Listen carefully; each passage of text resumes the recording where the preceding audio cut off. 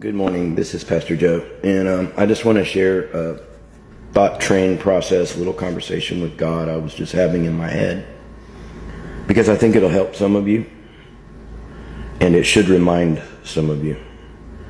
I was thinking of a bill that I needed to get paid next month, and then God gave me a sign out of the blue that it was already done, and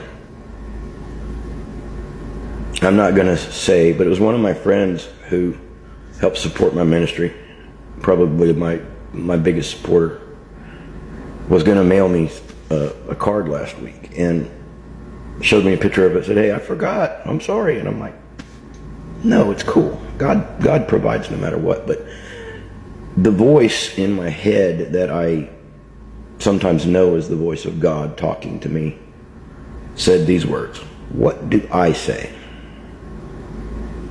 And then some of this was just self-conversation in my head, asking myself, what does God say? And I was just reminded that for everywhere God asks us to be obedient to something in the Bible,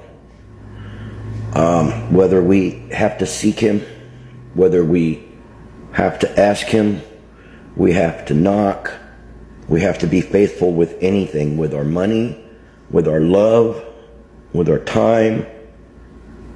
Everywhere that you're obedient to God, everywhere that you're obedient to God, He has a promise for.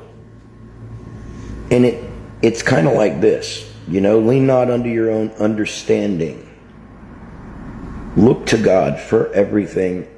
Give God your all. Your all.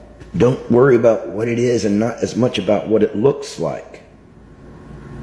God's got a promise for you, and it's not riches, it's not any of that, but God promises you when you need Him, He is there. You don't have to know where His help is coming from. You have to trust Him that He knows. And try to keep your focus and your praise on Him. The Bible says, God keeps him in perfect peace whose mind is stayed upon the Lord.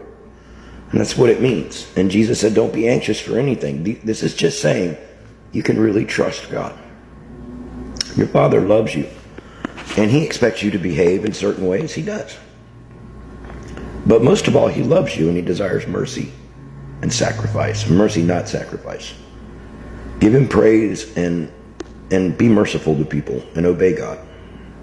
He'll take